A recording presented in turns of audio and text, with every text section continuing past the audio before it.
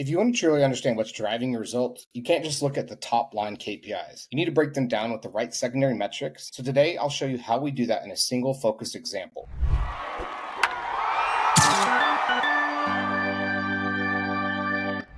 I'm Hagen Fulford, a data analyst here at RevPartners. I help our partners not just track their KPIs, but understand the story behind them.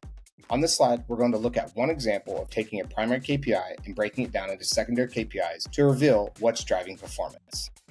Here we have the primary KPIs at the top. Sales conversion rate, the percentage of opportunities that become closed-won deals. On its own, it tells us what is happening, but not why. But if we create secondary KPIs, like conversion rate by sales rep or by ICP profile, we can see where performance is strongest and where it needs work.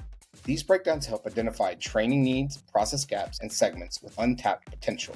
You can see in this example, we easily identify what we have available with adoption key, 100%, what's in progress, and potentially future state items.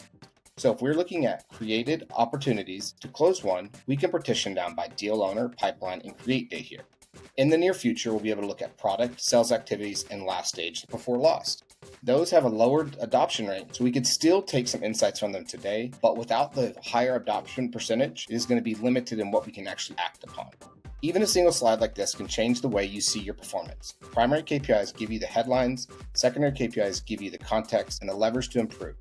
In our next video, we'll connect these insights back to the recurring revenue and performance model to show the full picture of revenue health and how you drive actionable insights.